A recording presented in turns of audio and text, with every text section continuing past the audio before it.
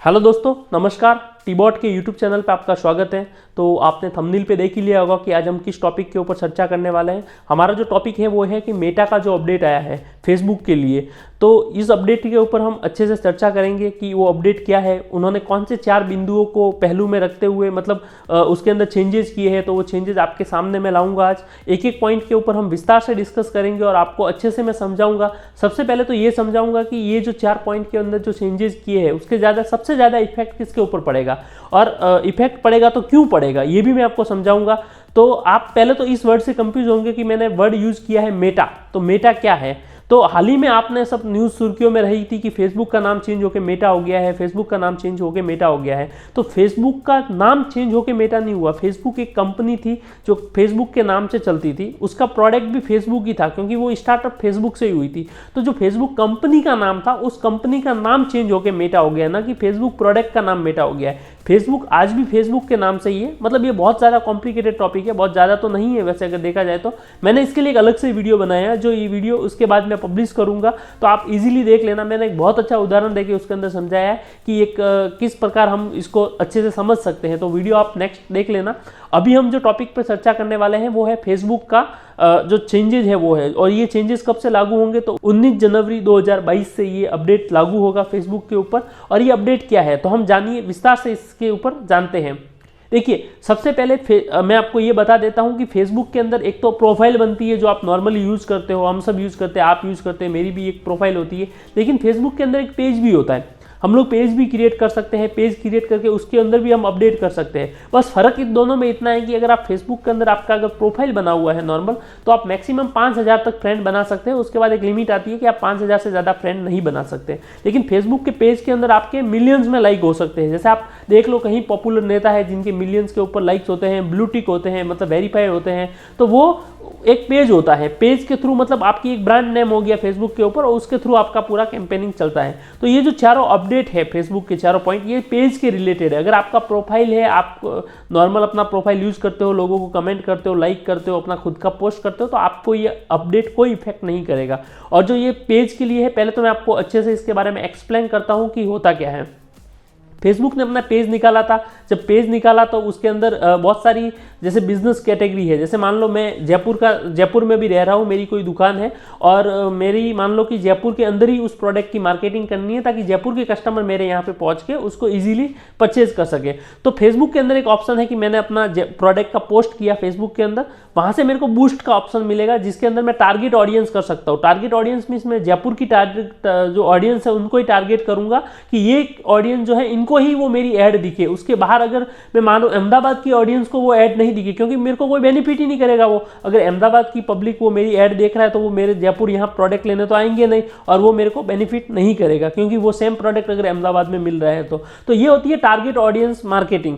तो मतलब एक टारगेट ऑडियंस की करके हम लोग मार्केटिंग कर सकते हैं, ऐसा फेसबुक का अपडेट है। तो ये लोग काफ़ी टाइम से ये यूज हो रहा है, लेकिन कई बार इसका मिस यूज भी होता है। तो समय समय पर फेसबुक अपना अपडेट करता रहा है, हर एक चीज़ों को सुधार करता रहा है। तो अब की बार भी इन सब चीज़ों में उन्होंने अपडेट किया है। तो जैसे मैंने आपको ये बताया कि कैसे टारगेट ऑडियंस करके ये बूस्ट करके अपनी प्रोफाइल को जैसे बिजनेस को बढ़ाते हैं लोग, तो ये अलग अलग ग्रुप में होता है। तो जो 4 पॉइंट है, सबसे पहले मैं आपको आपके सामने डिस्प्ले पे ला लेता हूँ कि वो 4 पॉइंट क्या है, फिर हम लोग एक एक पॉइंट के ऊपर विस्तार से डिस्कस करते हैं। तो जो पहला पॉइंट है वो है स्वास्थ्य कारण। स्वास्थ्य कारण मतलब जैसे अगर मैं बात करूं फेफड़ों के कैंसर के प्रति जागरूकता, या फिर विश्व मधुमेह दिवस, या फिर और भी कीमियोथेरेपी जैसे रोग है, उसके ऊपर हम लोग मार्केटिंग नहीं कर सकते। अभी आने वाले जो अपडेट होगा उसके अंदर हम लोग बूस्ट करके इन सब चीज़ों की मार्केटिंग नहीं कर सकते। तो जो स्वास्थ्य कारण के अंदर जो मुख्य रूप से 3 बिंदु है, ये उन्होंने एग्जाम्पल देके समझाया कि हम लोग स्वास्थ्य कारण के ऊपर कैंपेनिंग नहीं कर सकते, न टारगेट ऑडियंस कर सकते हैं, न इससे बिजनेस ले सकते हैं, क्योंकि ये इसका कहीं न कहीं मिस यूज भी हो रहा है बहुत। और इसके लिए फेसबुक ने ये ऑप्शन ही हटा दिया है। अगर मान लो किसी का ऑलरेडी पहले से चल रहा है, मतलब ऑलरेडी किसी ने पहले से ऐड कैंपेन कर दिया है, वो ऐड कैंपेन जनवरी में भी चलेगा, उसका बजट ऑलरेडी उसने डाल दिया है फेसबुक के ऊपर, तो ये उनका मार्च तक चलेगा। मार्च में उन्होंने एक फिक्स डेट रखी है और उस डेट तक चलेगा, उसके बाद वो ऑटोमेटिकली बंद हो जाएगा। और लेकिन फेसबुक ने पहले ही सबको अलर्ट करना शुरू कर दिया है कि हम लोग ये 4 कैटेगरी स्पेशल बंद करने वाले हैं। सेकेंड कैटेगरी है यौन अभिविन्यास। मतलब यौन अभिविन्यास का मतलब होता है कि समान लिंग विवाह और एलजीबीटी संस्कृति। एलजीबीटी संस्कृति क्या होती है कि जैसे जो समान लिंग होते हैं उनको प्रोत्साहन करना, ये एलजीबीटी संस्कृति होती है। तो इसके ऊपर कंप्लीटली फेसबुक ने भी रोक लगा दी है कि आप ऐसा नहीं, मतलब मार्केटिंग नहीं कर सकते फेसबुक के प्लेटफॉर्म के ऊपर कि आप इनको बढ़ावा दे या फिर ये सब चीजें, तो आप इन रिलेटेड एड क्रिएट नहीं कर सकते।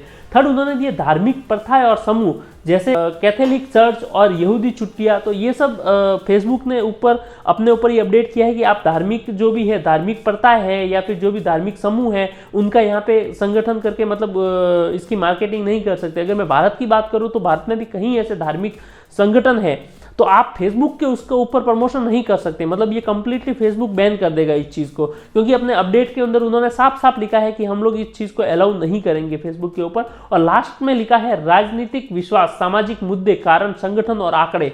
तो ये तो भारत का सबसे बड़ा अभी मुद्दा चल रहा है कि भारत के अंदर जितने भी जो भी पॉलिटिकल एक्टिविटीज़ हो रही है वो सारी सोशल मीडिया से ही मेंटेन होती है। लेकिन फेसबुक अपने आने वाले टाइम में ये सब चीज़ें फेसबुक से हटा देगा, क्योंकि फेसबुक नहीं चाहता कि वो किसी झमेले में पड़े और फिर वो विवादों के मुद्दे के अंदर घिरा रहे और फिर उसको कोर्ट और वहाँ के चक्कर काटने पड़े। क्योंकि फेसबुक ये चीज़ राजनीतिक वाले पॉइंट को ही बंद कर रहा है। ना तो आप यहाँ पे किसी अपनी एड कैंपेन कर पाओगे, नहीं यहाँ पे आप अपना कोई पर्सनल मुद्दा लेके टारगेट ऑडियंस कर पाओगे। तो फेसबुक ये सब चीज़ें बंद कर रहा है। तो ये जो मेन इंपॉर्टेंट 4 पॉइंट थे इसके बारे में मैंने आपको जानकारी दे दी है कि फेसबुक अभी आने वाले समय में इस 4 पॉइंट को ऊपर बंद कर देगा और ये अपडेट लागू होगा 19 जनवरी 2022 को। 19 जनवरी 2022 को फेसबुक ये 4 पॉइंट के ऊपर अभी क्लोज कर देगा। अगर ये वीडियो आपको अच्छा लगा हो और ये वीडियो अगर आप YouTube पे देख रहे हो तो हमारे चैनल को सब्सक्राइब कीजिए, वीडियो को लाइक कीजिए, शेयर कीजिए। अगर आप ये वीडियो फेसबुक पे देख रहे हो तो फेसबुक के पेज को लाइक कीजिए। धन्यवाद।